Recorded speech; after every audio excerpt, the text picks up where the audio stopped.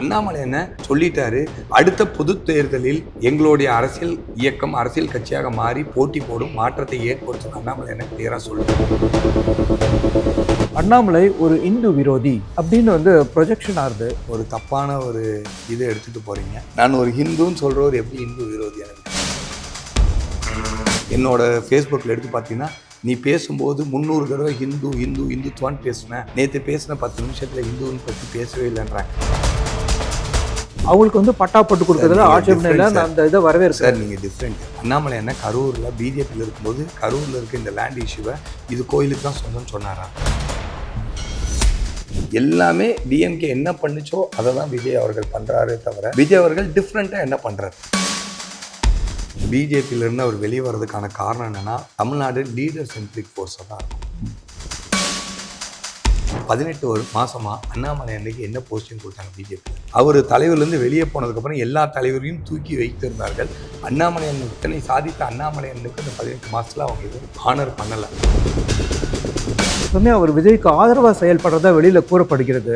ஏற்கனவே விஜய் அவர்கள் முதலமைச்சராக வந்ததுக்கப்புறம் இந்த வருஷத்தில் 85,000 கோடி ரூபாய் கடன் வாங்க போறாருன்னு நம்ம சொல்றோம். அவர் ஆட்சி முடியறதுக்குள்ள 4 லட்சம் கோடி ரூபாய் கடன் வாங்குவார்னு அண்ணாமலை சொல்றாரு.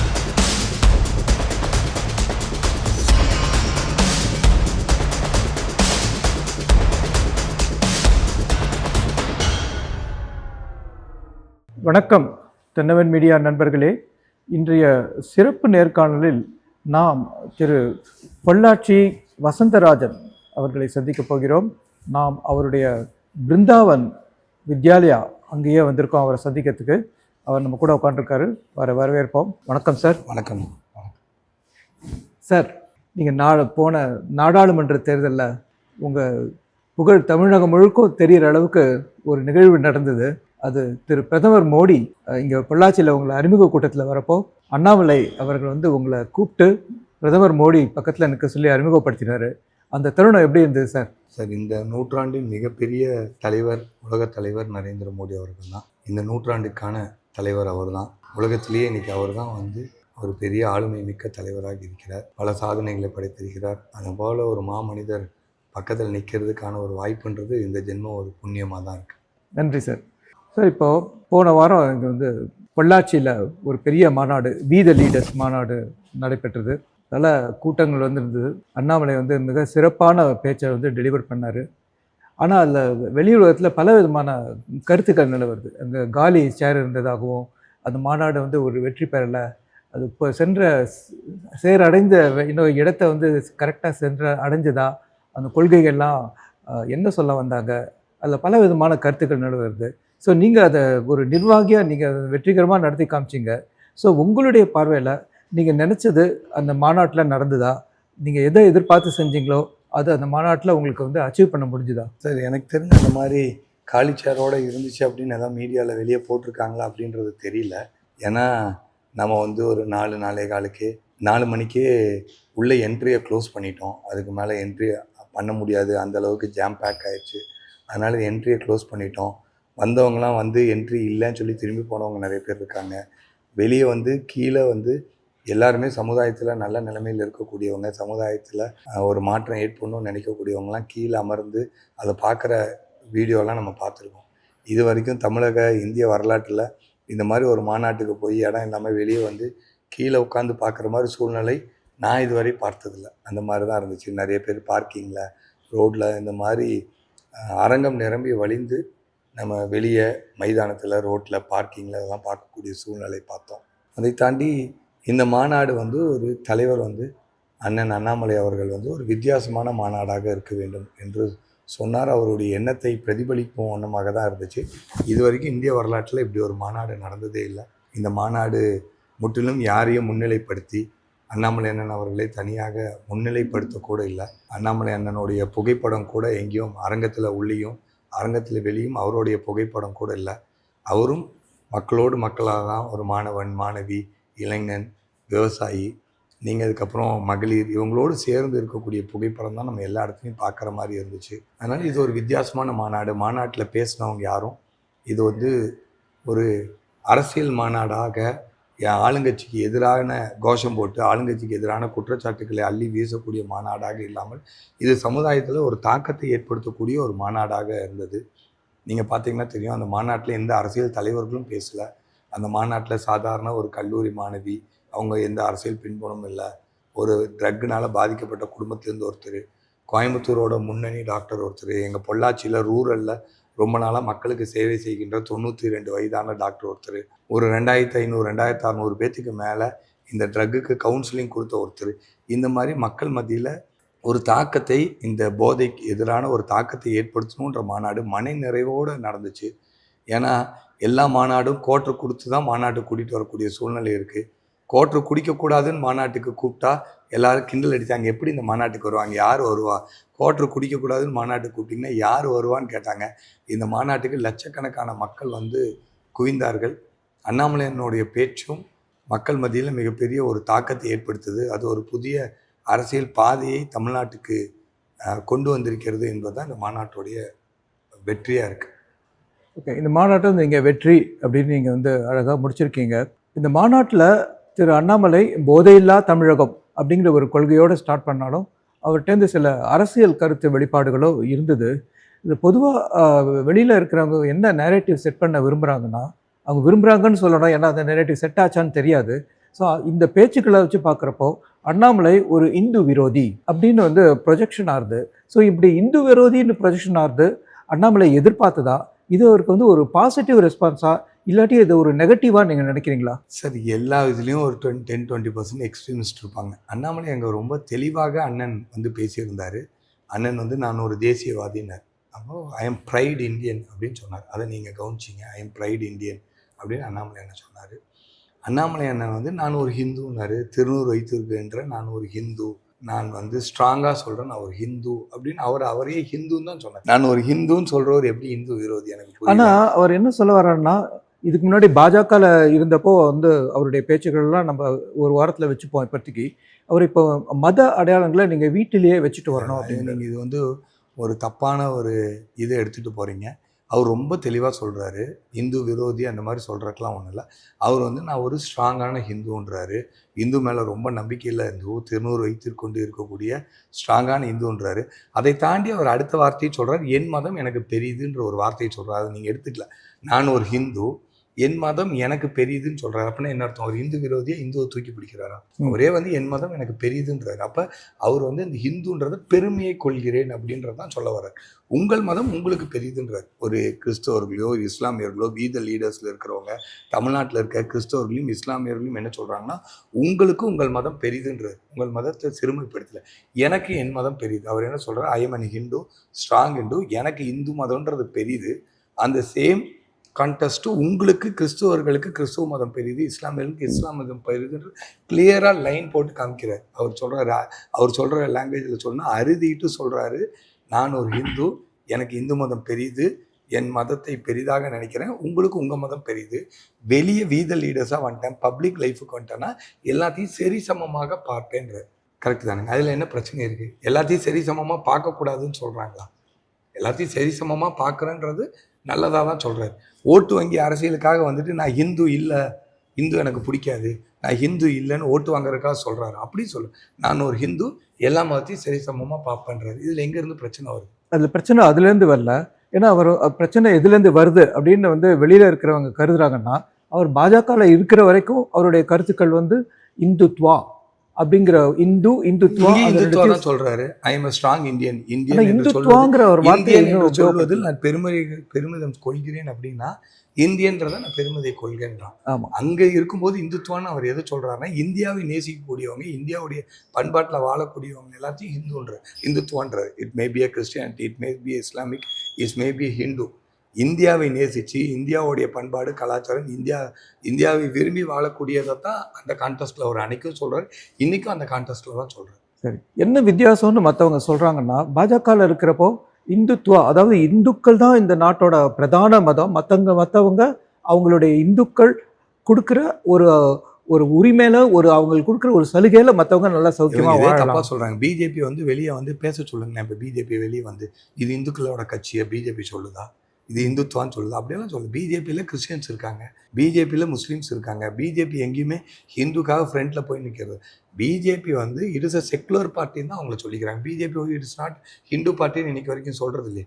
பிஜேபி செக்குலர் பார்ட்டின்னு தான் அவங்களே சொல்கிறாங்க.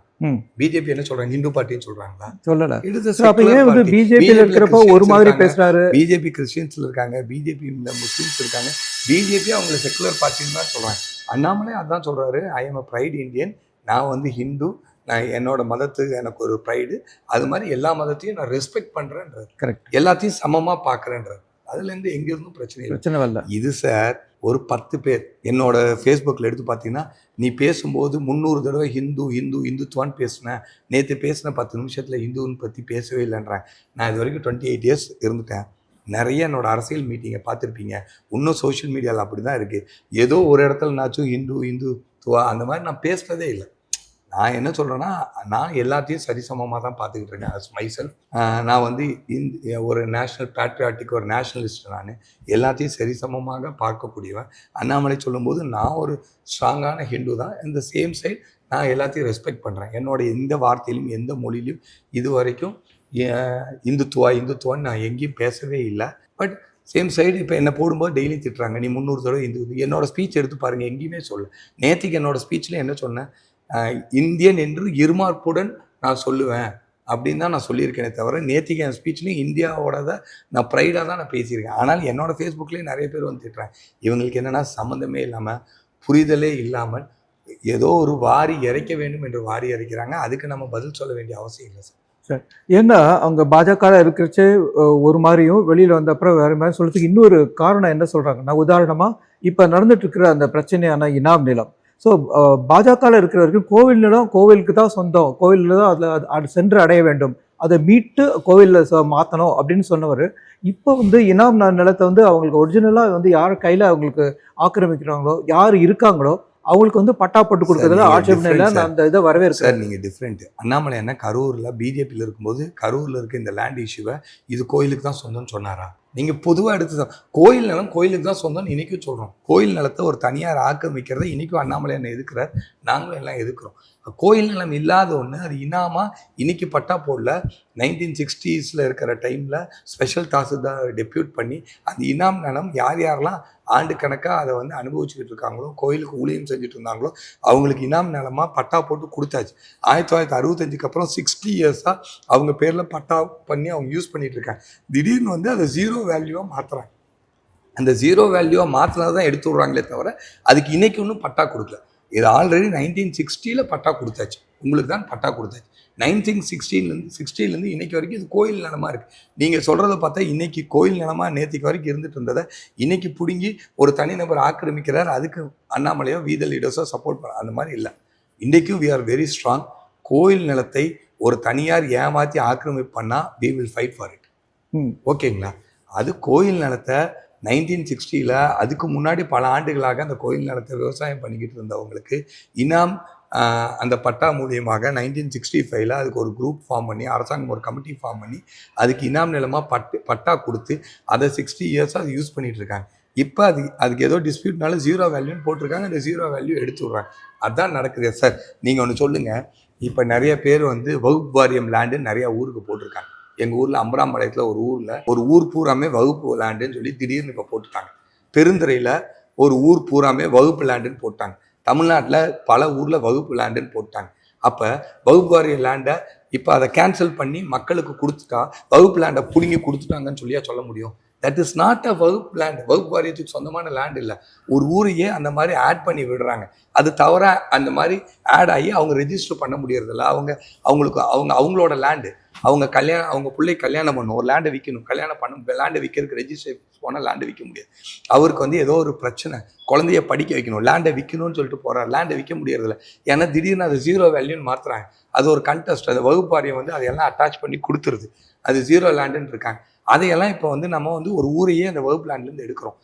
அம்பராம்பாளையத்தை எடுத்திருக்காங்க, பெருந்துறை கிட்ட எடுத்திருக்காங்க, பல ஊரில் எடுத்திருக்காங்க. விச் டசன்ட் மீன் தட் அது வகுப்புக்கு சொந்தமான இடத்த திடீர்னு பிடிக்கி மக்களுக்கு கொடுத்துட்டாங்க. அப்படி இல்லை. இட் டசன்ட் பிலாங் டு வகுப்பு லேண்ட். அது மக்களோட லேண்ட். அது மாதிரி கரூரில் இருக்கிறது அது கோயிலோட இடம் இல்லை, 60 ஆண்டுகளாக மக்கள் பேரில் இருக்குது. அதுக்கு முன்னாடி அவங்க யூஸ் பண்ணிட்டு இருக்காங்க, அது மக்களுக்கும் கொடுத்தாச்சு. அந்த லேண்டுக்கும் கோயில் பேரில் இன்னும் இருந்துட்டு கோயில் பேரில் இன்னும் பட்டா இருந்துட்டு இருக்க லேண்டுக்கும் டிஃப்ரென்ஸ் இருக்குது சார். இது கோயில் லேண்டு இல்லை. நீங்கள் உடனே இதை அண்ணாமலை அண்ணன் கரூரில் அதே இடத்த அது கோயில் லேண்டுன்னு பிஜேபியில் இருக்கும்போது சொன்னாரா? இப்போ வந்து அது மக்களுக்கு சொந்தமானதுன்னு சொல்ல அண்ணாமலை அண்ணன் இன்னும் பல இடத்த கோயில் லேண்டுன்னு தான் இன்னும் சொல்கிறாரு. அந்த கோயில் லேண்டை தனிப்பட்ட ஆள் ஏமாற்றி பிடுங்கிறதுக்கு அண்ணாமலை என்ன விட போகிறதில்ல. இந்த ரெண்டுக்கும் வித்தியாசம் புரிஞ்சுக்கோங்க. கோயில் லேண்டை நாங்கள் இன்னும் கோயில் லேண்டுன்னு தான் சொல்ல போகிறோம். அதை எடுக்கிறதுக்கு யாரையும் அலோவ் பண்ண மாட்டோம். அதை யாராவது பிடுங்க வந்தால் ஃபஸ்ட்டு ஆளாக நின்று ஃபைட் பண்ணக்கூடியது நாங்களாக தான். Okay sir. ஸோ இப்போ தவேகா அரசு விஜய் வந்து வெற்றி பெற்று வந்திருக்காரு. ஸோ இப்போ மக்கள் வந்து மாற்றத்தை விரும்புகிறாங்க வந்து ரொம்ப தெளிவாக தெரிஞ்சிச்சு. ஆனால் இப்படி ஒரு மாற்றத்தை மக்கள் விரும்புகிறாங்கன்னு அப்படி முதல்ல சொன்னது அண்ணாமலை. அவர் வந்து ரொம்ப வேகமாக அந்த திசையில் நோக்கி வந்துட்டு இருக்கிறப்போ முதல் வின்னராக வந்து விஜய் வந்து எடுத்து ஃபர்ஸ்ட் வின்னர் ஆயிட்டாரு. ஸோ இப்போ கரண்ட்லாக அதிமுகவும் திமுகவும் அவங்க ஏற்கனவே இருந்ததில் நாங்கள் நல்ல ஆட்சி ஏற்கனவே செஞ்சுருக்கோம் அப்படின்னு சொல்லி அவங்க எதிராக வந்து ஆர்கியூ பண்ணுவாங்க. இப்போ வந்து அண்ணாமலை வெர்சஸ் விஜய் அப்படின்னு நம்ம எதிர்காலத்தில் இருக்கோம் அப்படின்னு எல்லாரும் சொன்னாலும் அண்ணாமலை அவர்கள் இந்த அதிமுகவுக்கும் முதல்ல வெற்றி அடைஞ்ச விஜய்க்கும் மாற்றா தன்னை எப்படி ப்ரொஜெக்ட் பண்ணிக்க போறாரு? நீங்கள் சொல்கிறதுலே ரொம்ப அழகாக சொல்கிறீங்க. ஃபஸ்ட்டு கேட்சிங் விஜய் பண்ணிட்டார். இந்த 60 ஆண்டு காலமாக தமிழகத்தில் இருந்தக்கூடிய வாரிசு அரசியல், குடும்ப ஆட்சி, தமிழ்நாட்டில் இருக்கக்கூடிய ஊழல் ஆட்சி, ஒரே அமைச்சர்கள் ஒரு ஊரில் 30 வருஷம் 40 வருஷம், ஒரே எம்எல்ஏ 10 முறை இருக்கிறது, இளைஞர்களுக்கு வாய்ப்பே இல்லாமல் இருக்கிறது, அவங்க குடும்பமே இருந்துக்கிட்டு இருந்தால் அடுத்தவங்களுக்கு வாய்ப்பு இல்லாமல் இருக்கிறது, ஊழல் பொறையோடி போய் இருக்கிறதுக்கு ஒரு முற்றுப்புள்ளி வைக்க வேண்டும் என்று ஃபஸ்ட்டு தோலுரித்து காட்டியது அண்ணாமலை தான். அண்ணாமலை அதை தோலுரித்து காட்டினார். மக்கள்லாம் அதை ஃபீல் பண்ணாங்க கரெக்டுன்னு. ஏடிஎம்கே டிஎம்கே இஸ் நாட் ரைட்டுன்னு சொன்னாங்க. அது வந்து மக்கள் அதை அக்செப்ட் பண்ணிவிட்டு இவங்க வேண்டாம், ஏடிஎம்கே வேண்டாம், டிஎம்கே வேண்டாம், ஒரு மாற்றம் வரணும் அப்படின்னு அண்ணாமலை சொன்னதை அக்செப்ட் பண்ணிக்கிட்டாங்க. மாற்றத்துக்கு தேர்தலில் வரும்போது அண்ணாமலை தேர்தல் இல்லை, ஏடிஎம்கே டிஎம்கேக்கு மாற்று யார் வரணும்னு பார்த்தாங்க. சீமான் இருந்தார். சீமான் பல தடவை தோற்று போயிட்டார். அதனால் சீமானுக்கு ஓட்டு போட்டாலும் வெற்றி பெற போகிறதில்ல. இப்போ விஜய் வந்திருக்கிறாரு. விஜய்க்கு அந்த மாற்றாக ஓட்டு போடலான்னு சொல்லி விஜய்க்கு மாற்றாக ஓட்டு போட்டுருக்காங்க. விஜய் வந்திருக்காரு. அதனால் இனி வந்து ஏடிஎம்கே டிஎம்கேக்கு அண்ணாமலை என்ன சொன்னது தான் நடந்திருக்கு. 2 விஷயம். 60 ஆண்டுகளமாக இருந்த மாற்றத்தை ஃபஸ்ட்டு விஜய் கேட்ச் பண்ணிட்டார். இப்போ நீங்கள் சொல்கிற மாதிரி ஏடிஎம்கே டிஎம்கே நாங்கள் தான் பெஸ்ட்டுன்னு சொல்கிறாங்க. அண்ணாமலைன்னா நாங்கள் தான் மாற்றுன்றாங்க. இப்போ இதுலேருந்து என்ன தெரியுது? ஒன்று, ஒரு எல்லா விஷயத்துக்கும் ஒன்று ஃபஸ்ட்டு வரணும், பெஸ்ட்டாக வரணும், இல்லை டிஃப்ரெண்ட்டாக வரணும். டிஃப்ரெண்ட்டாக விஜய் வரல. விஜய் அவர்கள் வந்து ஏடிஎம்கே டிஎம்கே என்ன பண்ணிச்சோ அதை தான் பண்ணுறார் விஜய் அவர்கள். ஏடிஎம்கே டிஎம்கே 1000 ரூபா கொடுத்தாங்க, 2000 ரூபா கொடுக்குறேன்னு சொன்னாங்க, பஸ்ஸு ஃப்ரீ பஸ் கொடுக்குறேன்னு சொன்னாங்க.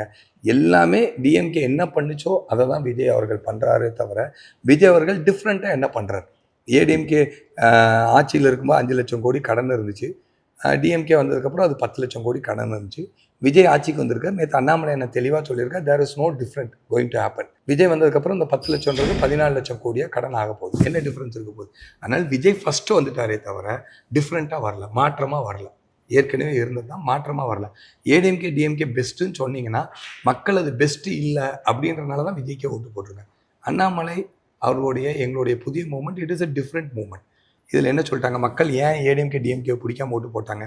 குடும்ப அரசியல், தானே 5 வருஷம் 5 முறை 6 முறை 30 ஆண்டுகள் 40 ஆண்டுகள் ஒரே எம்எல்ஏ எம்பி மந்திரிகள் இருக்கிறது, குடும்ப ஆட்சி இருக்கிறது, ஊழல் ஆட்சி இருக்கிறது. இங்கே அப்படி இல்லைல்ல, டேர்ம் பேஸ்ட். ஒரு தலைவராக இருந்தாலும் அண்ணாமலை அவர்களாக இருந்தாலும் 2 முறை 3 முறையாக டேர்ம் பேஸ்டாக ஃபிக்ஸ் பண்ணுறோம். இங்கே ட்ரெயின்டு பொலிட்டீஷியன் யாரும் இல்லை, யூத் பொலிட்டீஷியன் இல்லை, நல்ல எத்திக்ஸோட பொலிட்டீஷியன்ஸ் இல்லை. அதனால் எத்திக்ஸையும் பொலிட்டீஷியன்ஸையும் ட்ரெயின் பண்ணி ஊராட்சி லெவலில் மாற்றணும். ஒரு விஜய், ஒரு அண்ணாமலை மாற்றத்தை ஏற்படுத்த முடியாதுன்றது. ஒரு ஊராட்சியிலும் ஒரு விஜய் வரணும், ஒரு அண்ணாமலை வரணும், அப்போ தான் மாற்றத்தை ஏற்படுத்த முடியும்.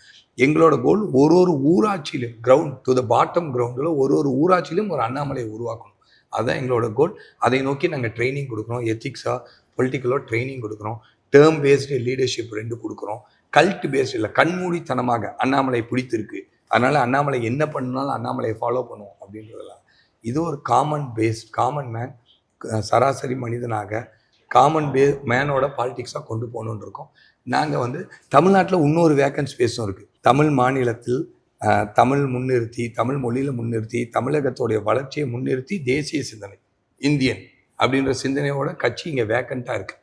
எல்லாரும் பிரிவினை பேசக்கூடிய, திமுக பிரிவினை உணர்ச்சி, பிரிவினை பேசக்கூடிய கட்சி. நாம் வந்து அறிவு நிலை மாற்றத்தை கொடுத்து தமிழகத்துடைய முன்னேற்றம் தேசிய சிந்தனையோடு இருக்கக்கூடிய ஒரே இயக்கம் வந்து அண்ணாமலையோட இயக்கம் தான் இருக்கும். டிஃப்ரெண்ட் பார்ட்டி வித் டிஃப்ரெண்ட்டாக அண்ணாமலையோட தான் வரப்போகுது. அதனால் நிச்சயமாக அண்ணாமலை அவர்கள் கொண்டு வரக்கூடிய இந்த அரசியல் புதுமைக்கு நிச்சயம் மக்களிடம் வரவேற்பு இருக்கும். சமீப காலமாக திரு அண்ணாமலை அவர்களுடைய எக்ஸ் பதிவுகளெல்லாம் மைனாரிட்டி மாற்று மதத்தை சேர்ந்தவங்களோட மையப்படுத்தினதாக நிறையா சமயம் இருக்குது. இப்போ ரொம்ப 2 நாள் முன்னாடி கூட ஒரு பதிவு பண்ணுறப்போ நான் வந்து ஐபிஎஸ்ஸாக இருந்த சமயத்தில் மசூதிக்கெல்லாம் போயிருக்கேன், இஸ்லாமியர்களோட அதிகமாக பழகியிருக்கேன், கிறிஸ்துவர்களோட பழகியிருக்கேன். இந்த ஒரு கடந்த 3 வருஷமாக எனக்கு வந்து ஒரு விதமான இடைவெளி வந்துடுது. இப்போ இனிமேல் நான் அப்படி இல்லாமல் இனிமேல் எல்லாரோடையும் சகஜமாக இருப்பேன் அப்படிங்கிறாரு. ஸோ இதுதான் அந்த டிஃப்ரென்ஸா? ஐயோ, நீங்கள் சொல்கிறதே புரிஞ்சுக்கிறீங்க. ஏதோ இந்த 2-3 வருஷமாக எல்லாத்துக்கிட்டையும் சண்டை போட்டுட்டு இருக்க மாதிரியும், முஸ்லீமும் கிறிஸ்டியும் ஒரு திட்டுற மாதிரியும், முஸ்லீமும் கிறிஸ்டியனுக்கு பயாஸ்டாக இருக்கிற மாதிரியும், இனிமேட்டு வந்து நான் வந்து எல்லாத்துக்கிட்டையும் நல்லபடியாக நடந்துக்குவேன்னு சொல்கிறது வந்து வேடிக்கையாக இருக்குது. அவர் சொன்னதை அப்படி புரிஞ்சிக்கல. அவர் அன்னைக்கு எப்படி நடந்தாரோ, அவர் எஸ்பியாக இருக்கும்போது எப்படி நடந்துக்கிட்டாரோ, நேற்று பாரதிய ஜனதா கட்சி தலைவராக இருக்கும்போது எப்படி நடந்துக்கிட்டாரோ, அதே மாதிரி தான் நாளைக்கும் நடந்துக்க போகிறார். நீங்கள் சொல்கிறது புரியலையா? நேற்று நடந்த மாதிரி இன்றைக்கி நடந்துக்க மாட்டேன், இன்றைக்கி நான் என்னை மாற்றி நடத்துவேன்னு எங்கேயுமே சொல்லலை. நேற்று எஸ்பியாக இருக்கும்போது எப்படி இருந்தேன், பாரதிய ஜனதா கட்சி தலைவராக இருக்கும்போது அப்படி தான் இப்பவும் இருக்கிறேன். ஆனால் எஸ்பியாக நான் இருக்கும் பொழுது நான் மாறலை, ஆனால் மக்களுடைய பார்வை மாறி இருக்குன்றார். சிறுபான்மை மக்களுடைய பார்வை மாறி இருக்கு. நான் எஸ்பியாக இருக்கும்போது எங்கிட்ட க்ளோஸாக வருவாங்க, எங்கிட்ட ஒரு பிரதர்ஹுட்டாக பழகுவாங்க. ஆனால் அந்த மாதிரி ஒரு மூமெண்ட் நம்ம பிஜேபியில் இருக்கும்போது இல்லைன்னு சொல்கிறாரு. இனிமேட்டு அது வரும்னு அவர் எதிர்பார்க்குறாரு. அது வந்து அவர் பிஜேபியில் இருக்கும்போது எங்கேயும் மதத்தோட பயாஸ்டாக இல்லை. பிஜேபியில் அவர் தலைவராக இருக்கும்போது அவர் சர்ச்சுக்கு போயிருக்காரு, ஃபாதரை மீட் பண்ணியிருக்காரு, அவர் வந்து இஸ்லாமிய நண்பர்கள் கூட இருந்திருக்காரு, நிறைய இடத்துல குரான் வாங்கியிருக்காரு, அவர் நடைப்பயணம் போகும்போது பல இடத்துல சர்ச்சுக்கு போயிருக்காரு, பல இடத்துல மாஸ்க்கு போயிருக்காரு. அது மாதிரிலாம் இல்லை அவர். பட் மக்களுடைய பார்வை அப்படி இருக்குது. இனிமேட்டு அந்த மக்கள்கிட்ட இருக்க அந்த கேப் இந்த டைமில் சரியாகும்னு அவர் ஃபீல் பண்ணுறாரு. இப்போ நீங்கள் வந்து அண்ணாமலை அவர்களோட கொஞ்சம் நெருங்கி பழகிற ஒரு சந்தர்ப்பத்தை பெற்ற ஒரு அரசியல்வாதி.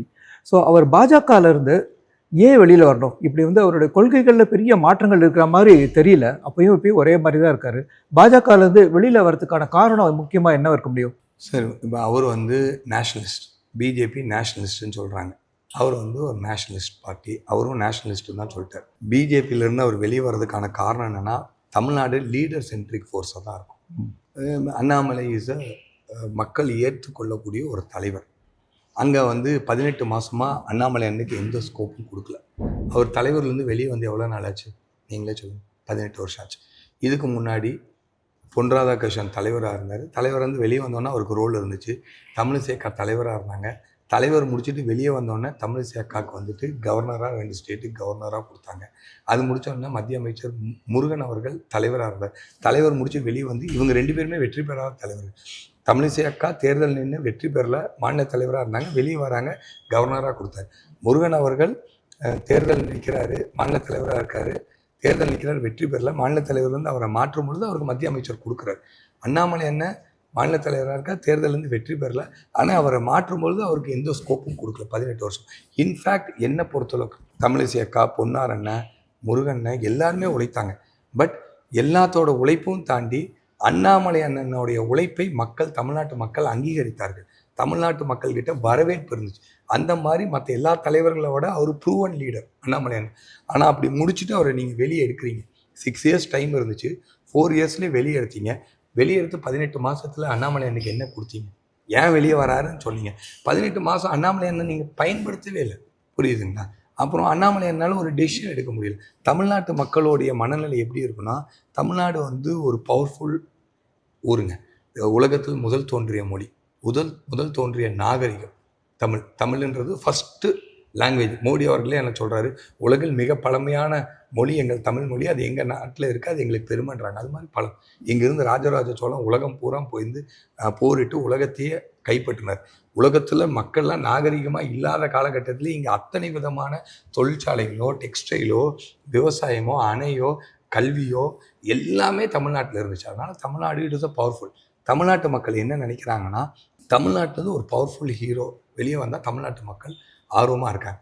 நீங்கள் தமிழ்நாட்டு மக்கள் என்ன நினைக்கிறாங்கன்னா, ஒரு தேசிய கட்சியில் இவ்வளோ பவர்ஃபுல்லான ஆள் இருந்தால் கூட, தலைவன் இருந்தால் கூட, அவங்க சொல்கிறத தலையாட்டக்கூடிய ஒரு பொம்மையாக தான் இருக்காங்க. அப்படின்றதுனால ஒரு தேசிய கட்சியில் இவ்வளோ பெரிய தலைவரை யாரும் வந்து மக்கள் அங்கீகரிக்கலை. அதனால் மக்கள் என்ன நினைக்கிறாங்கன்னா, ஒரு தேசிய கட்சியில் இருக்கக்கூடிய ஒரு தலைவருக்கு டெல்லியில் சொல்கிற மாதிரி கேட்கக்கூடிய ஒரு தலையாட்டி பொம்மை மாதிரி தான் டெல்லி வச்சிருக்குன்றது தமிழ்நாட்டு சார் மக்கள். அவருக்கு ராஜ்யசபா பதவி எம்பி பதவி கொடுக்க அவங்க தேசிய தலைமை விரும்பியதாகவோ அது அண்ணாமலையே வேண்டாம் அப்படின்னு அவர் தவிர்த்ததாகவும் தானே சொல்லப்படுது. அது மட்டும் இல்லாம அவருக்கு யார் சொல்றா? ஸோ இப்படி அப்படின்னு யாராச்சும் பிஜேபி லீடர் சொன்னாங்களா? நாங்க ஒரு ஆஃபர் பண்றோம் அண்ணாமலை அன்னைக்கு ஏதாச்சும் ஆஃபர் பண்ணி, எனக்கு தெரிஞ்ச வரைக்கும் அவர் 18 months ஒரு சில பாஜக தலைவர்கள் பேரை சொல்ல விரும்பல, அவங்க பேட்டி கொடுக்கறச்சு அவங்களுக்கு எல்லாம் ஆஃபர் பண்ணாங்க, அவர் சீட்டு கூட வந்து கொடுக்க. இப்ப என்ன வேணாலும் சொல்லலாம். வெளியே வந்ததுக்கு அப்புறம் இப்ப அண்ணாமலை என்ன எந்த கிரிட்டிசைஸும் பண்ணலாம். அவர் நினைச்சு என்ன வேணாலும் பிஜேபியை கிரிட்டிசைஸ் பண்ணலாம். ஆக்சுவலா அவங்க எங்க வேணாலும் நிக்கட்டும், அவர் விரும்புற இடத்துல நிக்க வைக்கிறோன்னு கூட சொன்னாங்க. சார் நீங்க என்ன சார் சொல்றீங்க? வேடிக்கையா சொல்றீங்க. 18 மாசமா அண்ணாமலை அன்னைக்கு என்ன போஸ்டிங் கொடுத்தாங்க பிஜேபியில்? என்ன ரோல் கொடுத்தாங்க? ஆனா அவர் தலைவராக இருந்தப்போ அவர் என் மக்கள் பயணம் என்ன ரோல் கொடுத்தாங்க? அப்புறம் அவர் விருப்பப்படி வந்து அதிமுகவோட கூட்டணி அமைக்காம அவருடைய தலைமையில தனியா சந்திக்கிறதுக்கான ஃபர்ஸ்ட் நீண்ட காலத்துக்கு அப்புறம் பாஜக தனியா சந்திக்கான அந்த ஒரு வாய்ப்பையும் அவர் தலைமையில தான் கொடுத்தாங்க. ஸோ அதுக்கப்புறம் இப்போ வந்து தோல்வி அடைஞ்சு திருப்பி வரும்போது கூட அசம்பிளில அவருக்கு வந்து கொங்கு மாவட்டத்தில் நீங்க எதை இடத்த வேணா நீங்க தேர்ந்தெடுத்து ராங் சார். நீங்க சொல்றது ரொம்ப தவறானது. நீங்க வந்து அவருக்கு வந்து 18 மாசம் அவரை புறக்கணிச்சாங்க. அவர் தலைவர்லேருந்து வெளியே போனதுக்கு அப்புறம் எல்லா தலைவரையும் தூக்கி வைத்திருந்தார்கள். அண்ணாமலையன் இத்தனை சாதித்த அண்ணாமலையனுக்கு இந்த 18 மாசத்துல அவங்க எதுவும் ஹானர் பண்ணலை. அவர் ஹானர் பண்ணாதது தமிழ்நாடு மக்களே வெறுத்தாங்க. அதை தாண்டி இந்த தடவை கொங்கு மண்டலத்தில் எங்கே வேணாலும் நிற்கலாம் சார். கொங்கு மண்டலத்தில் அவர் வந்துட்டு ஏற்கனவே அரவக்குறிச்சி ஒரு தொகுதியில் இருந்தார். கோயம்புத்தூர் பார்லிமெண்ட்டில் நின்றார். கோயம்புத்தூர் பார்லிமெண்ட்டில் 6 அசம்பிளி சீட் இருக்குது. கோயம்புத்தூர் வடக்கு, தெற்கு, சிங்கநல்லூர், கவுண்டம்பாளையம், பல்லடம், சூலூர் 6 இருக்குது. இந்த 6ல் அவர் 4,65,000 ஓட்டு பக்கம் வாங்கியிருக்காரு. இந்த ஆளில் ஏடிஎம்கே 1 லட்சத்தி சில்லரை வாங்கியிருக்காங்க, 2 லட்சம் கிட்ட வரைக்கும். பிஜேபி வாங்கினா 4,65,000. 6 தொகுதியில் 4,65,000 ஓட்டு வாங்கின ஒரு கட்சிக்கு 1 சீட்டும், 6 தொகுதியில் 2 லட்சத்தோட குறைவாக ஓட்டு வாங்கின தொகுதிக்கு 5 சீட்டும். இப்போ அவர் இந்த 6ல் ஏதோ ஒன்று நிற்கிறது தானே கரெக்டு. அவர் ஏற்கனவே போட்டி போட்டிருக்காரு. சார் இதெல்லாம் தேர்தலுக்கு முன்னாடி நடந்த விஷயம். அப்போ அண்ணாமலை அப்பயே அவரோட எதிர்ப்பு தெரிவிக்காம எப்படி சார் இருப்பாரு? என்ன சார் நீங்க பேசுறீங்க? 6 தொகுதியில் அவர் நின்றுருக்காரு. 6 தொகுதியில் ஒன்று கொடுங்கன்னு சொன்னா ஒன்று தான் கொடுக்குறாங்க. அந்த ஒன்றில் வானதிக்கா நான் வடக்குன்னு வேலை செஞ்சுட்டாங்க. இனி அவர்கிட்ட இருந்து புடுங்க நியாயமா இருக்கா? 6 தொகுதியில் வடக்க தவிர ஒன்று கொடுங்க. நான் அதை விட்டு போட்டு தமிழ்நாட்டில் வாங்கினது கந்தர்வ கோட்டையிலையும் புதுக்கோட்டையிலையும் எங்கெங்கயோ ஒரு ஊர்லயும் நீங்க வாங்கி வச்சதுல போய் நிக்கணும்ன்றத அவர் அந்த 6ல் ஒன்று கொடுங்கன்னாங்க. அந்த ஊரில் அவர் பேச போனார், பியூஷ் கோயல். அவர் பேசி இவங்களோட ஷீட் ஷேரிங் அந்த கான்செப்டே பிடிக்காம வருத்தத்தோட தான் வெளியே வந்தார். ஸோ இப்போ பொள்ளாச்சியில் நீங்கள் வெற்றிகரமாக மாநாட்டை நடத்திட்டீங்க, அது என்னுடைய வாழ்த்துக்கள், பாராட்டுக்கள்.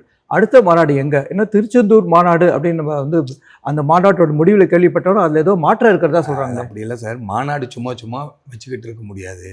எல்லாரும் இப்போ வந்து இது ஒரு மாவட்ட மாநாடாக தான் நம்ம நினச்சோம். நடத்தினார். இது ஒவ்வொரு மாவட்டமாக அந்த மாநாடு போகணுன்னு ஃபஸ்ட்டு மாவட்டம் பொள்ளாச்சி கொடுத்தாங்க. அடுத்த மாவட்ட மாநாடு திருச்செந்தூர் கொடுத்தாங்க. அப்புறம் அடுத்தது கன்யூஸாக ஒவ்வொரு ஊருக்கும் கொடுப்பாரு. இதுதான் அவரோட ஸ்ட்ராட்டஜி. ஃபஸ்ட்டு மாநாடுன்றனால ஃபஸ்ட்டு மாநாட்டுக்கு வெளியூர்லேருந்து நிறைய பேர் இங்கே வந்தாங்க பார்க்குறதுக்காக. லட்சக்கணக்கான பேர் வந்தாங்க ஃபஸ்ட்டு மாநாடு. மறுபடியும் திருச்செந்தூரில் வைக்கும்போது இந்த மாதிரி மறுபடியும் எல்லாத்தையும் கூட்டி போய் வெறும் மாநாடாக கூப்பிட்டு சொல்ல வேண்டிய விஷயத்தையெல்லாம் சொல்லிட்டார். அவர் வந்து பொள்ளாச்சியை பற்றி மட்டும்தான் இங்கே பேசியிருக்கணும். ஒரு மாவட்ட மாநாடுனா திருச்செந்தூருக்கு போகும்போது திருச்செந்தூரை பற்றி பேசணும். ஆனால் தமிழ்நாடு பூரா இருந்து எல்லாரும் இங்கே வந்துட்டனால இந்த மாநாட்டில் அவர் எல்லா விஷயத்தையும் சொல்லிட்டார். போதை விழிப்புணர்வு பற்றி ஃபுல்லாக பேசிட்டாரு. தன்னோட கொள்கை என்னன்னு சொல்லிட்டாரு. நான் ஒரு இந்துத்துவா தமிழன், பெருமையாக இருக்கேன், இந்தியாவில் தமிழ்நாட்டை டெவலப் பண்ணணும்னு சொல்லிட்டாரு. நம்மளோட கொள்கை என்னன்னு சொல்லிட்டாரு. மெய்யான சமூக நீதி, நீங்கள் விவசாயத்தை டெவலப் பண்ணுறது, விவசாயத்தோட வளர்ச்சி, நிலையான வளர்ச்சி சொல்லிட்டாரு. விவசாயத்தில் எழுச்சி சொல்லியிருக்காரு. இதுக்கப்புறம் பண்பாட்டை மீட்சின்னு சொல்லியிருக்காரு. அரசியலை பொறுத்து இந்த மாதிரி எல்லா விஷயத்தையும் அவர் சொல்லிட்டார். அவரோட ஸ்டாண்ட் என்ன, விஜய்க்கு என்ன பண்ண போகிறாரு, 1 வருஷம் கைடன்ஸ் தான் கொடுக்கும், எல்லாத்தையும் சொல்லி முடிச்சார். இனி போதையை பற்றி சொல்கிறதுக்கும் எதுவும் இல்லை. தமிழ்நாட்டை அவங்க கொள்கையை பற்றி எல்லாத்தையும் சொல்லி முடிச்சார். 26ஆம் தேதி போனாலும் இதை தான் சொல்ல போகிறார். சும்மா மக்களை கூப்பி இதையே சொல்கிறத தவிர மக்களுக்கு தேவையான சமுதாயத்தில் மாற்றத்தை ஏற்படுத்தக்கூடிய நிகழ்ச்சியாக போகணும்னு அவர் விரும்புகிறார்.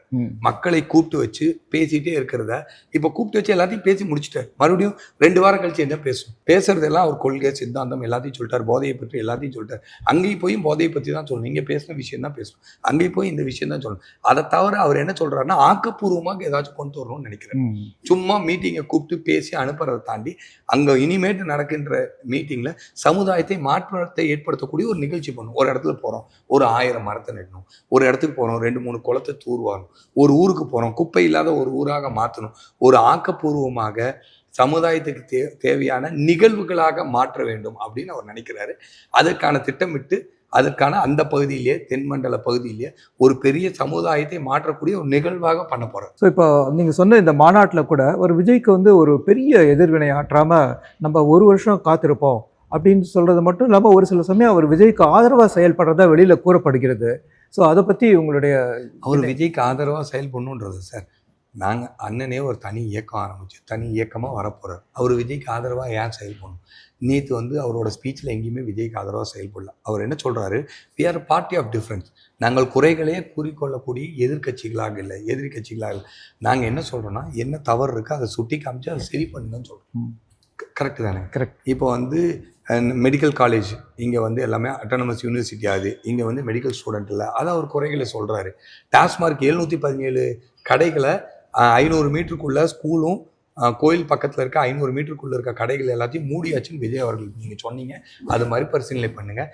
நிறைய இடத்துல நாங்கள் போய் பார்க்குறோம். சென்னையில் 500 மீட்டருக்குள்ளே இருக்கக்கூடிய பல கடைகள் செயல்பட்டு கொண்டிருக்கு. இப்போ நம்ம இங்கே உட்காந்துருக்க இந்த மதுக்கரையில் கோயில் பக்கத்தில் 300 மீட்டரில் ஒரு கடை இருக்குது. குனிமுத்தூர் இந்த பகுதியிலேயே பெரிய ஊர், அந்த பஸ் ஸ்டாண்ட்லேருந்து 50 மீட்டருக்குள்ளே ஒரு கடை இருக்குது. இதெல்லாமே மாற்றல. 717 கடையை மட்டும்தான் நாங்கள் ஐடென்டிஃபை பண்ணியிருக்கோம். ஸ்கூலுக்கும் பஸ் ஸ்டாண்டுக்கு கோயிலுக்கு பக்கத்தில் இருக்க கடைன்னு டிவிக்கே சொல்கிறது ஒரு தவறான ஒரு செய்தி.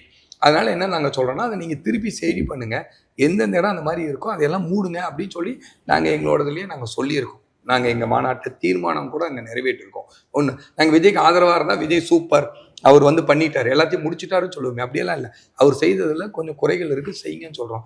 காலை நேரத்தில் மக்களுடைய குவாலிட்டி ஆஃப் ஒர்க்கு போகுது, வேலைக்கு போக முடியறதில்ல. அதனால் காலை நேரத்தில் இல்லீகலாக விற்கக்கூடிய டாஸ்மார்க்கில் விற்கக்கூடியது எல்லாத்தையும் செயல்படுங்கன்னு எங்கள் தீர்மானத்தில் நாங்கள் சொல்லியிருக்கோம். விஜய் அவர்கள் சொன்னது எல்லாமே சொல்ல நாங்கள் இன்னும் தெளிவாக கிளியராக சொல்லிட்டோம்.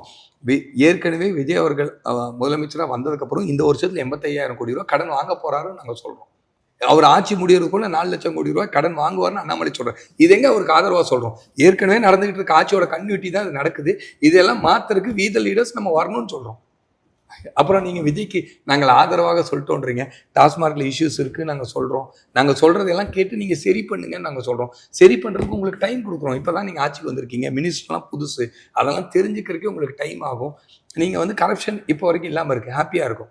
பட் அதே டைம் நீங்கள் வந்து தெரிஞ்சுக்கிறதுக்கு உங்களுக்கு டைம் கொடுக்குறோம். நாங்கள் சொல்கிறதெல்லாம் நீங்கள் சரி பண்ணுங்கள், நீங்கள் சரி பண்ணலைன்னா நாங்கள் சரி பண்ண வைப்போம் அப்படின்னு சொல்கிறோம். அதுக்காக தான் ஒரு 1 இயர் டைம் கொடுக்குறோம். நம்ம நிறைய சரி பண்ணுறக்கு ஐடியாஸ் சொல்கிறோம் சார், எங்களுடைய கருத்துக்கள் சொல்கிறோம். அவங்க சரி பண்ணால் வரவேற்கிறோம், சரி பண்ணலைன்னா நாங்கள் எதிர்த்து நின்று சரி பண்ண வைப்போம். அதுக்கு சரி பண்ணுறதுக்கு we are giving a time of 6 months to 1 year அந்த மாதிரி டைம் கொடுக்குறோம். சரி பண்ண வைப்போம். அவங்க இந்த மாதிரி இந்த சிஸ்டத்தை மாற்றணும்னு நினைக்கிறோம். கடனை வாங்கிட்டே 14 லட்சம் கோடி நாளைக்கு கடன் வாங்கிட்டா தமிழ்நாடு இன்னும் வர வருமானத்தில் வட்டி கட்டுறதுக்கே சரியாக போயிடும். அதான் அண்ணாமலை என்ன சொல்கிறேன், பிரம்மாவே காப்பாற்ற முடியாதுன்ற. ஒவ்வொரு ரேஷன் கார்டு மேலே 4 லட்சம் கோடி கடன் இருக்குது. எப்படி பிரம்மாவே இந்த நாட்டை காப்பாற்ற முடியாதுன்றது. இப்படியே கடன் ஏற்கனவே இருக்கிற ஆட்சி கடன் வாங்கிட்டு போனாங்க. இப்போ வந்து விஜய் அவர்களுடைய ஆட்சி இப்படியே கடன் வாங்கிட்டு போனால் பிரம்மாவே காப்பாற்ற முடியாது. வி த லீடர்ஸ் நாம தான் வரணும் அப்படின்னு நாங்கள் சொல்கிறோம். நாங்கள் எங்கே விஜய்க்கு ஆதரவாக செயல்பட்டோம். அவங்க செய்கிற தப்புகளெல்லாம் நாங்கள் இப்போ கண்டிக்கிறது இல்லை. மற்ற கட்சியெல்லாம் கண்டிக்குது. அவங்க புதுசு, நியூ, அவங்க வந்து கொஞ்சம் டைம் எடுக்கட்டும். ஒரு ஹனிமூன் டைமில் இருக்காங்க, அவங்க ஒரு டைம் எடுக்கட்டும். அதுக்காக நாங்கள் அவங்களுக்கு டைம் கொடுக்குறோம். கண்டிக்கல, வலியுறுத்துறோம். நாங்கள் வலியுறுத்துறதுக்கும் கண்டிக்கிறதுக்கும் வித்தியாசம் இருக்குது. எல்லாத்துக்கும் புகழல, பாராட்டல, நாங்கள் வலியுறுத்தி சொல்கிறோம் அவங்களோட குறைகள். சார், இப்போ 50 லட்சம் உறுப்பினர்கள் வந்த அப்புறம் தான் நம்ம அரசியல் கட்சியாக மாற்றணும் அப்படின்னு ஒரு பிகினிங்கில் வந்து அண்ணாமலை வந்து எதிர்பார்ப்போடு ஆரம்பித்தார். இப்போ வந்து ஒரு 20 லட்சம் கிட்ட வந்திருக்குன்னு நினைக்கிறேன். அது ஏன் 50 லட்சம் வரணும்னு வெயிட் பண்ணுறாரு? என்ன காரணம்? அதெல்லாம் இல்லை சார். நம்ம என்னென்னா, நம்ம இன்னும் அந்த அளவுக்கான தலைவர்களை உருவாக்க வேண்டும். ஒரு 50 லட்சம். இப்போ சார், எந்த கட்சிக்கும் 2 கோடி 3 கோடி உறுப்பினர்லாம் இல்லை. கட்சிக்கு வந்து உறுப்பினராக இல்லாதவங்க தான் நிறையா ஓட்டு போடுவாங்க. ஏன்னா நிறைய பேர் ஓட்டு போடுறவங்க உறுப்பினராக இருக்க மாட்டாங்க. ஓட்டு போடுறதே 1.25 கோடி, 1 கோடி, 1 கோடி 60 லட்சம். உறுப்பினர் யாரை கேட்டாலும் 2 கோடிக்கு மேலே இருக்காங்க. இந்த எல்லா கட்சியும் சொல்கிற உறுப்பினர்களோட எண்ணிக்கை எதிர்த்தா தமிழ்நாட்டில் மட்டுமே 100 கோடி மக்கள் இருப்பாங்க. அப்புறம் ஒரே ஆள்கிட்ட 10 கட்சியும் உறுப்பினர் சேர்த்துருவாங்க. கட்சி சாராத ஒரு ஆள் இருப்பாங்க. ஏடிஎம்கேவும் போய் உறுப்பினர் சேர்த்துவாங்க, டிஎம்கேவும் உறுப்பினர் சேர்த்துவாங்க, டிவிகேவும் உறுப்பினர். நாங்கள் அப்படியே இல்லை, வாலண்டியராக வரும். No compulsion, no target. யாரையும் கம்பல் பண்ணுறதில்ல, யாரையும் கூப்பிடலாம், நோ டார்கெட். எங்களோட செயல்பாடு முடித்து நீங்கள் வரணுன்றோம். ஒரு 15 lakhs வரும்போது சேஞ்சுக்காக மக்கள் தயாராகிட்டாங்க அப்படின்றது ஒரு ஃபீல் ஆகும். அதுக்காக போகிறோம். அண்ணாமலை என்ன சொல்லிட்டாரு, அடுத்த பொது தேர்தலில் எங்களுடைய அரசியல் இயக்கம் அரசியல் கட்சியாக மாறி போட்டி போடும், மாற்றத்தை ஏற்படுத்தும் அண்ணாமலை என்ன கிளியரா சொல்லிட்டாரு. நம்ம நாடாளுமன்ற தேர்தலை வேண்டாம்னு நினைக்கிறோம் சார். நம்ம ஃபர்ஸ்ட் ஸ்டார்ட் பண்றது வந்து தமிழ்நாடு பேஸ்டாக ரீஜனல் பார்ட்டி தமிழ்நாடோட இன்ட்ரெஸ்ட்டை பிரதானமாக கொள்கின்ற ஒரு இந்திய நாட்டில் இந்தியாவை முன்னேற்றதுன்றது கொள்கையாக வந்துட்டோம். அதனால் நம்மளோட ஃபஸ்ட்டு தேர்தல் தமிழ்நாடு தேர்தலாக ஸ்டேட் தேர்தலாக இருந்தால் உள்ளாட்சி தேர்தலில் இருக்கிறதுக்கு வாய்ப்பு இருக்கா? இல்லை பொது தேர்தல் கிளாரிட்டியாக சொல்லிட்டோம். தலைவர் ரொம்ப கிளாரிட்டியாக அடுத்து வருகின்ற பொது தேர்தல் 3 வருஷத்தில் வந்துச்சுன்னு வைங்களேன், ஒரே நாடு ஒரே தேர்தலில் நாங்கள் கட்சியை உடனே ஆரம்பிக்க போகிறோம். பொது தேர்தல் தமிழ்நாட்டோட பொது தேர்தல் இந்த ஆட்சி வேண்டாம்னு சொல்லிட்டு விஜய் அவர்கள் 1 வருஷத்தில் கொண்டு வந்தாருன்னா உடனே நாங்கள் நிற்க போகிறோம். ஒரே நாடு ஒரே தேர்தல்ங்கிறது அண்ணாமலை தொடர்ந்து ஆதரிப்பார். எங்களுக்கு நாடாளுமன்றத்தில் இப்போ உறுப்பினர்லாம் இல்லை, அதனால நாங்கள் ஓட்டு போட்டு கொள்கை அளவில் ஆதரிப்பார். கண்டிப்பாக ஆதரிப்பார். நன்றி சார். மக்களுக்கான செலவீனம் குறையுது. ஒரே நாடு ஒரே தேர்தல் ஆகும்போது டைம் மிச்சமாகுது, செலவுகள் மிச்சமாகுது, இவ்வளோ பேர்த்தோட உழைப்புகள் மிச்சமாகுது. இது ஒரு நல்ல விஷயம் தான். தேர்தல் நடத்தும்போது இது இந்திய நாட்டுக்கு ஒரு முன்னேற்றத்தை தரும். ஒரே நாடு ஒரே தேர்தல், அதை ஆதரிக்கும். சார் நன்றி சார். ஆனால் உங்களுக்கு இறுதியாக நீங்கள் மக்களை நோக்கி வீத லீடர்ஸ் சம்மந்தமாக ஏதாவது ஒரு கருத்து சொல்லணும்னா நீங்கள் சொல்லிக்கலாம் சார், கேமரா பார்த்து. வீத லீடர்ஸ் ஒரு அடுத்த தேர்தலுக்கான ஒரு இயக்கம் இல்லை, இது அடுத்த தலைமுறைக்கான ஒரு இயக்கம். இது வரைக்கும் தமிழ்நாட்டில் இருக்கின்ற பல அரசியல் இயக்கங்களில் வீத லீடர்ஸ் ஒரு வித்தியாசமான இயக்கம். வீத லீடர்ஸ் நம்ம என்ன எதிர்பார்க்குறாரு அண்ணாமலை அண்ணன் மத்திய அரசு மாநில அரசை தாண்டி உள்ளாட்சி அரசு தான் ரொம்ப பலமான அரசு. கேரளா கர்நாடகாலாம் உள்ளாட்சி பலமாக இருக்குது, தமிழ்நாட்டில் உள்ளாட்சி பலவீனமாக இருக்குது. உள்ளாட்சியை பலமாக ஆக்க வேண்டும். உள்ளாட்சியில் நல்ல தலைவர்களே அடியிலிருந்து ஒரு பண பின்பலமாகவோ இல்லை அரசியல் பின்பலமாகவோ இல்லாத ஒரு சாதாரண சமுதாயத்தின் மீது அக்கறை கொண்ட திறமையுள்ள ஒரு இளைஞனையோ ஒரு நல்லவர்களையோ பெரியவர்களையோ கண்டறிந்து அவர்களுக்கு சரியான முறையில் பயிற்சி, உலகத்தரம் வாய்ந்த நம்ம தமிழ்நாட்டுடைய சூழ்நிலையும் புரிந்து கொள்ளக்கூடிய அளவுக்கு ஒரு பயிற்சியை கொடுத்து அவர்களை தலைவராக்கி உள்ளாட்சியிலிருந்து மாற்றத்தை கொண்டு வர வேண்டும். ஒரு மனிதன் மாற்றத்தை ஆக்க முடியாது. ஒவ்வொரு ஊரிலும் இருந்தும் ஒரு தலைவன் உருவானாதான் மாற்றத்தை ஆக்க முடியும். ஒரே தலைவன் வாழ்நாள் போலாம் இருக்கலாம், அதுக்கப்புறம் அவனுடைய குடும்பம் வரணுன்ற மாதிரி இல்லாமல் எந்த தலைவர்களாக இருந்தாலும் அவர்களுக்கு ஒரு கால நிர்ணயம் பண்ணணும்னு இருக்காரு. யாரையும் கண்மூடித்தனமாக நம்ம ஃபாலோ பண்ணக்கூடாது. அவங்க கண்மூடித்தனமாக ஃபாலோ பண்ணுறது இந்த நாட்டுக்கு ஒரு பேராபத்தாக இருக்கும். அதனால் அவங்களுடைய நடவடிக்கைகள், அவர்களுடைய கொள்கைகளை கொண்டு தான் நம்ம ஃபாலோ பண்ணுமே தவிர கண்மூடித்தனமாக அந்த பாலிடிக்ஸ் இருக்கக்கூடாது. காமன் மேன் பாலிடிக்ஸ், எளிய மனிதனோடு சேர்ந்து அரசியல் இருக்க வேண்டும் என்று நினைக்கிறார். இது ஒரு வித்தியாசமான சமுதாய இயக்கமாக, அரசியல் இயக்கமாக வந்து கொண்டிருக்கிறது. நீங்கள் அனைவரும் இதற்கு ஒரு நல்லதுக்கு நீங்கள் எல்லாம் துணை நின்று அறத்தின் பின்னாடி அறத்தின் வழியில் நீங்கள் துணை நின்று எல்லாரும் வீத லீடர்ஸில் உறுப்பினர் ஆகுங்கள் என்று கேட்டுக்கொள்கிறேன். நன்றி. நன்றி சார்.